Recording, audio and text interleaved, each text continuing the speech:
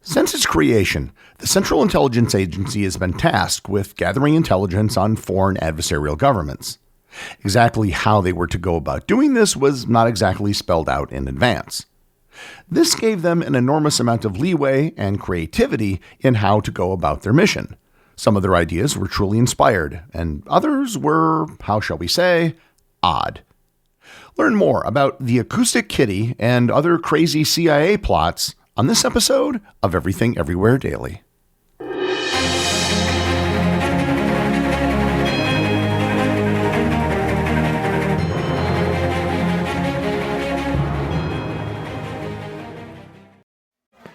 Yeah, sure thing.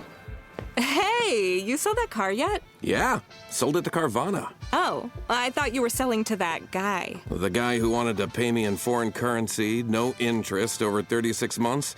Yeah, no. Carvana gave me an offer in minutes, picked it up, and paid me on the spot. It was so convenient. Just like that. Yeah. No hassle. None. That is super convenient. Sell your car to Carvana and swap hassle for convenience. Pickup fees may apply. This episode is brought to you by State Farm. You might say all kinds of stuff when things go wrong, but these are the words you really need to remember. Like a good neighbor, State Farm is there. They've got options to fit your unique insurance needs, meaning you can talk to your agent to choose the coverage you need. Have coverage options to protect the things you value most. File a claim right on the State Farm mobile app and even reach a real person when you need to talk to someone. Like a good neighbor, State Farm is there. Whenever you talk about the Central Intelligence Agency, you have to take everything with a grain of salt. They are not wont to spill their secrets. If somebody says something wrong about the CIA, they do not issue public corrections. They're more than happy to let people think what they want, especially if it leads the world to think that their capabilities are more than what they really are. Some of the things I'll be talking about in this episode have been declassified, and others have been pieced together from stories and other evidence. So again, take everything regarding the CIA with a grain of salt because the truth is often messy and hidden in the shadows. What we can say for certain is that certain elements of the CIA have shown, how shall I say, a great deal of creativity.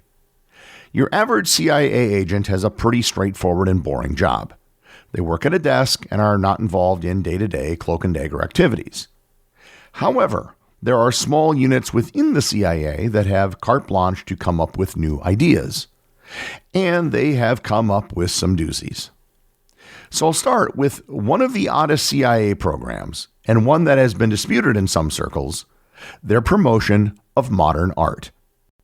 I'm not talking about modern art generally, but specifically the genre known as abstract expressionism. Abstract expressionism, represented by artists like Jackson Pollock, Mark Rothko, and Willem de Kooning, was chaotic, emotional, and seemingly anti-establishment. The movement grew to prominence in a shockingly short period of time. What began in the late 1940s was getting global attention in the early 1950s. By 1957, a year after Jackson Pollock's death, his painting, Autumn Rhythm, sold for $30,000, an unprecedented amount. The CIA secretly funded the Congress for Cultural Freedom, or CFF, an organization that promoted Western intellectual and artistic movements.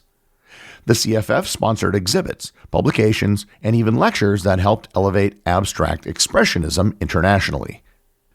The CIA also funneled money through private foundations and figures like Nelson Rockefeller, the future Vice President of the United States, whose mother had co-founded the Museum of Modern Art in New York. The Rockefellers were major patrons of abstract expressionism, and the MoMA played a key role in promoting it worldwide. So, why would the CIA promote this sort of art? Well, there were several reasons. First, the CIA saw this as a perfect counterpoint to Soviet rigidity. Almost all Soviet art was a type called socialist realism. It was a top-down artistic movement. Abstract expressionism symbolized artistic freedom, individuality, and the absence of government control. Even if people didn't like the art, like President Harry Truman, who hated it, the CIA felt that it showed the world that you could do anything in the United States, including drip paint onto a canvas. Second, culture was an important part of the Cold War. By promoting abstract expressionism painters, they helped move the center of the art world from Europe to the United States. And finally, it may have had something to do with the artists themselves. The artists had no clue that any of this was going on behind the scenes. Almost all of them had leftist sympathies, with several of them being open anarchists. One of the best ways to neutralize their political opinions was to make them rich. The CIA did not create abstract expressionism, and none of the artists worked directly for the CIA or even had any knowledge of the program.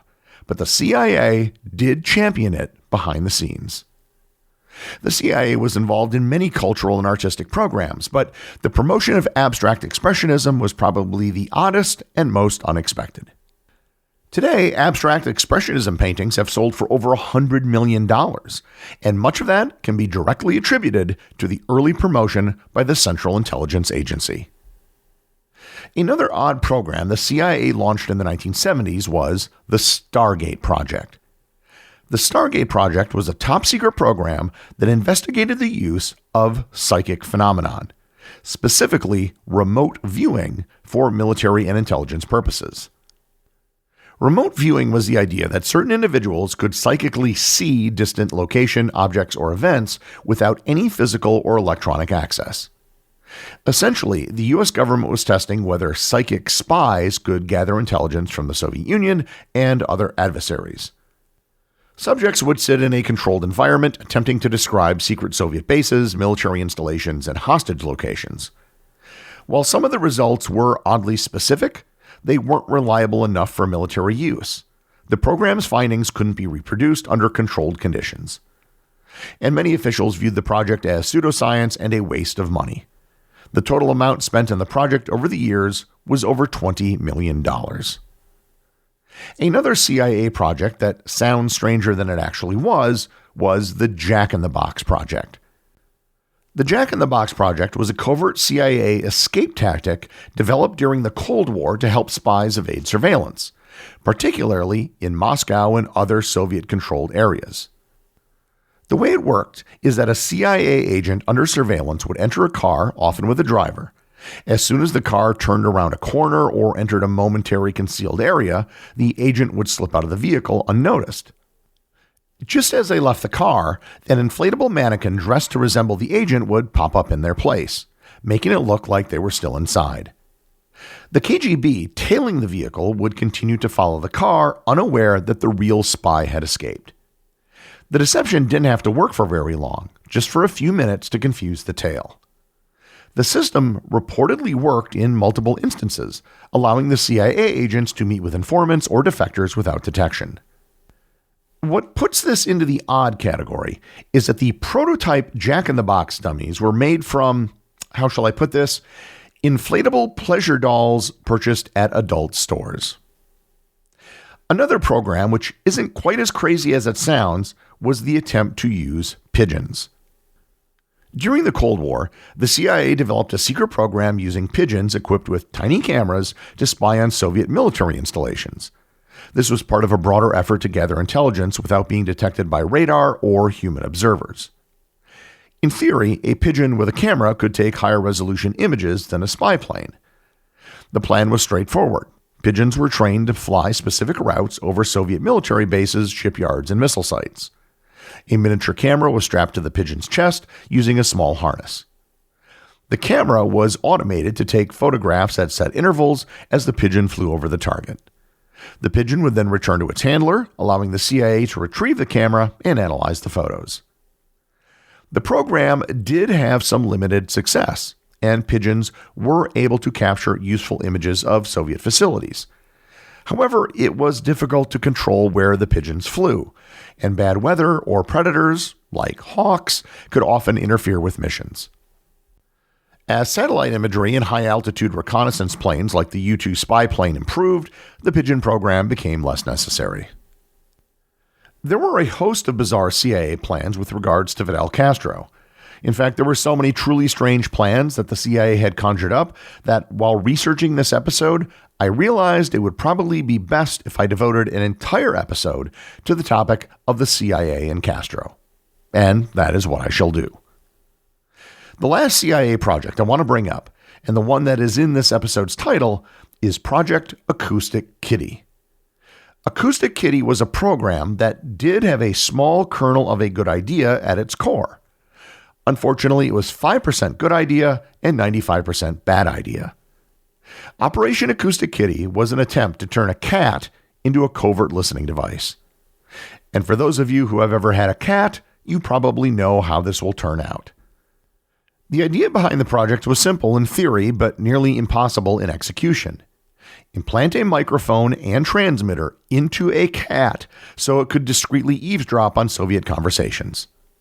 The program was launched in the 1960s as part of a broader effort to develop new methods of surveillance against America's Cold War adversaries. The CIA theorized that since cats were already common in parks and around embassies, they could be used as undetectable mobile surveillance devices. Unlike human spies who could be recognized and followed, or electronic bugs which could be discovered and dismantled, a wandering cat was unlikely to attract suspicion. And that is the one part of the plan which is not totally crazy. The agency hoped that a specially trained cat implanted with sophisticated listening equipment could be released near Soviet officials and relay valuable intelligence. To bring this idea to life, CIA scientists undertook an elaborate surgical procedure to implant a microphone inside a cat's ear canal, a small radio transmitter in its rib cage, and a fine wire antenna along its tail. This setup would theoretically allow the cat to pick up and transmit nearby conversations to CIA operatives stationed at a distance. The surgical team faced several challenges, particularly in ensuring that the cat would survive the procedure and function normally despite having an array of electronic components inside its body. The operation was highly invasive and required extensive adjustments to the cat's physiology to accommodate the spy gear. And remember, this was back in the 1960s when electronics were not as miniaturized as they are today. Once the prototype was created, the CIA had to train the cat to perform its new role. And this proved to be another major hurdle. Unlike dogs, which can be trained to follow precise commands, cats are notoriously independent and unpredictable. The agency spent months attempting to condition the cat to follow specific paths and remain still in designated locations to pick up conversations. The challenge was not just in getting the cat to behave predictably, but also in ensuring that it would approach and stay near the intended targets, aka Soviet diplomats. The agency even experimented with modifying the cat's feeding schedule, hoping that hunger might drive it towards people in search of food. Despite these efforts, the cat consistently failed to follow commands in any reliable way. Because it's a cat. Despite the training difficulties, the CIA eventually decided to test Acoustic Kitty in a real-world espionage scenario. The first field test took place near the Soviet embassy in Washington, D.C. The plan was to release the cat and have it wander towards a group of Soviet officials engaged in conversation, allowing CIA operatives to listen in on their discussions. However, the mission was an instant and catastrophic failure. As soon as the cat was released, it wandered into a street and was struck by a taxi. It was killed immediately. Following this disastrous test, Operation Acoustic Kitty was abandoned. The CIA had spent an estimated $10 to $20 million on the project before concluding that controlling a cat for espionage purposes was simply not feasible. By 1967, the CIA shut down the project entirely, shifting its focus towards more reliable surveillance methods such as electronic eavesdropping, satellites, and human operatives. The program was finally declassified in 2001. These programs that I've covered highlight the CIA's willingness to explore even the most unconventional ideas in its effort to gain an advantage over the Soviet Union.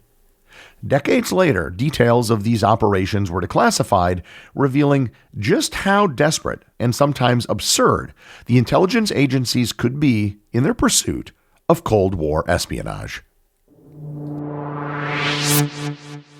The executive producer of Everything Everywhere Daily is Charles Daniel. The associate producers are Benji Long and Cameron Kieffer. I want to give a big shout out to everyone who supports the show over on Patreon, including the show's producers. Your support helps me put out a show every single day. And also, Patreon is currently the only place where Everything Everywhere daily merchandise is available to the top tier of supporters.